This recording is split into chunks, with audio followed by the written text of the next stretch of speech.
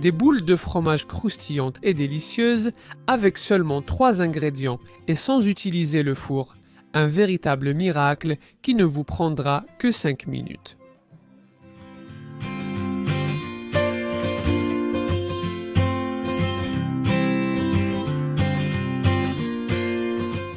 Aujourd'hui, nous préparons des apéritifs au fromage qui vont vous étonner. Bonjour, je suis Pelayo et ceci est Saladolandia. J'espère que tu vas très bien, mais qu'à la fin de la vidéo, tu te sentiras encore mieux.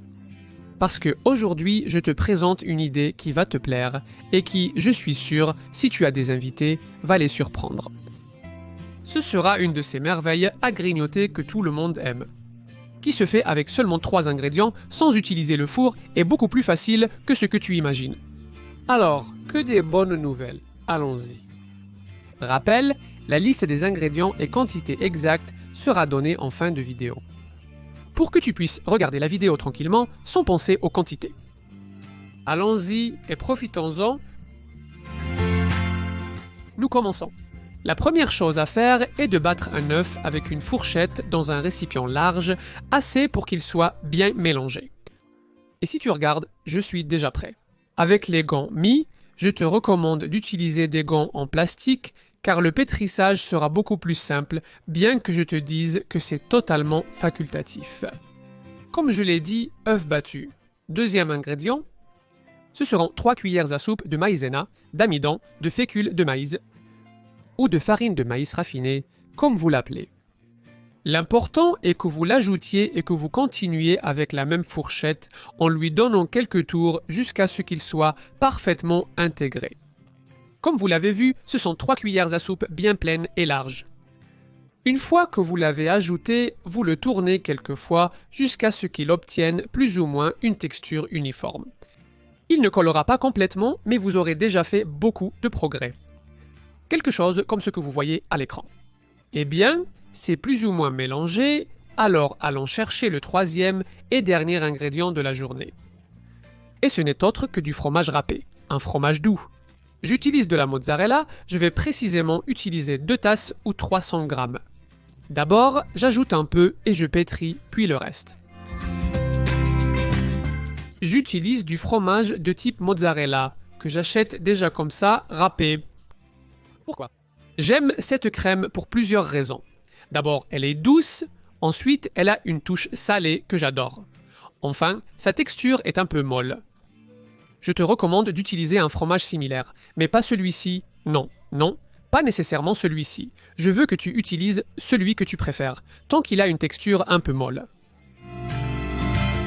Tu vois, c'est simple, il suffit de presser et de relâcher encore et encore. Jusqu'à ce que tu obtiennes une boule de pâte facile à travailler et qui a une texture très uniforme. Donc c'est rapide et facile. Si tu as du mal à obtenir cette pâte à la fin, ce n'est pas un problème. Vous pouvez ajouter une demi-cuillère à café d'eau directement dans le récipient. Avec juste cette humidité, il sera beaucoup plus facile à manipuler et se transformera en cette sorte de pâte très facile.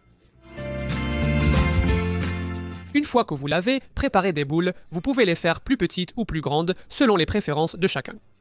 Il est normal qu'elles aient la taille d'une noix, comme vous pouvez le voir ici. Voici comment les faire si vous n'avez pas fait attention. Vous prenez un morceau de pâte de la taille que vous voulez, vous l'aplatissez bien avec vos mains pour qu'il soit bien compact et vous le roulez en boule. C'est-à-dire, vous le passez entre vos pommes jusqu'à ce qu'il devienne rond. Pendant ce temps, je poursuis le processus avec le reste de la pâte. Je te rappelle que c'est un moment fantastique pour t'abonner à la chaîne et activer la clochette. Tu seras ainsi au courant de toutes les nouveautés et en plus, tu me soutiens un peu. Un autre détail important est celui-ci. Placez beaucoup de papier absorbant sur une assiette avant de commencer à cuisiner, car elles seront frites à feu moyen élevé avec beaucoup d'huile. Et, comme vous pouvez le voir, il faut attendre qu'il soit bien chaud. Vous le saurez en faisant ce que je fais, en mettant un peu de bois au centre, et si vous voyez des petites bulles, comme on pouvait le voir ici. Cela signifie-t-il que l'huile est prête à recevoir ces fantastiques boulettes de fromage? Dans mon cas de mozzarella, nous allons en mettre quelques-unes. L'idéal est de les ajouter séparément. 3, 4, 5 au maximum. si vous voulez le faire de manière brutale, comme je le ferai pour ce premier tour. Vous allez devoir travailler un peu plus, car vous devrez continuer à les tourner pour qu'elles ne collent pas. Donc, vous avez deux options. Soit vous en faites beaucoup et vous continuez à remuer jusqu'à ce qu'elles soient dorées, soit vous en faites peu à peu. La seule chose importante, c'est de les regarder un petit peu. Si elles ne sont pas encore assez dorées, continuez-vous à les cuire. Vous les laissez dans l'huile et ne vous inquiétez pas. En quelques minutes, elles prennent une belle couleur, deviennent jolies et prêtes à être dégustées. Et comme toujours, quand vous faites frire quelque chose, vous pouvez le faire à votre goût. Moi, je les aime comme ça, légèrement dorés. Si vous les aimez super dorés, pas de problème, il suffit de les laisser un peu plus longtemps. Nous sommes ici pour nous amuser et c'est pourquoi je recommande toujours de dorer. Quand tu frites quelque chose à ton goût, allez, ceux-ci sont prêts. Je continue avec le prochain tour. Cette fois, je vais les faire séparément pour que vous voyez qu'il n'est pas nécessaire de remuer. Si tu mets une petite quantité, vous les laissez un peu séparées les unes des autres. Et c'est tout. Après quelques petites minutes, elles bougent toutes seules, mais elles ne collent plus parce qu'elles ont de l'espace. Et elles deviennent ainsi fantastiques. Une recette facile, n'est-ce pas? Je vais frire les dernières. Et pendant ce temps, je vais t'expliquer que ça reste comme ça. Fantastique. Pas besoin de lui mettre de panure, beaucoup ont pensé à la chapelure, mais ce n'est pas nécessaire. Elles deviennent croustillantes à l'extérieur sans rien ajouter d'autre. Alors il est temps de profiter. Une autre chose que vous pourriez ajouter est des épices à la pâte, mais c'est une autre histoire. Voici l'intérieur, je ne sais pas pourquoi la caméra a mis cet éclat, mais on peut voir que le fromage reste à l'intérieur. Allons, fantastique, n'est-ce pas? Fantastique et spectaculaire en même temps. Et c'est que vous pouvez préparer un apéritif aussi facile, aussi beau et en un clin d'œil chez vous.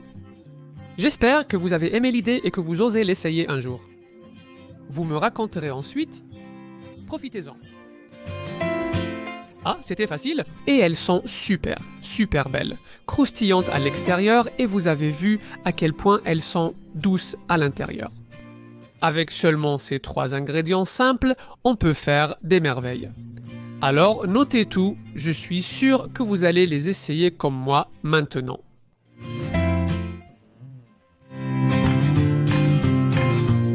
Ceci. Vous allez sûrement aimer ça car vous utiliserez un fromage que vous aimez. Donc, aucune erreur, réussite assurée.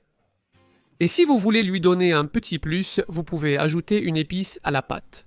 Un peu d'origan, un peu de basilic. Dites-moi ici en bas dans les commentaires qu'est-ce que vous mettriez. Et ainsi, je vais prendre des idées. Pendant que tu y réfléchis, tu peux regarder cette vidéo qui a l'air super intéressante. Abonne-toi à la chaîne si ce n'est pas déjà fait, c'est gratuit. Active la cloche et les notifications pour être informé des nouveautés.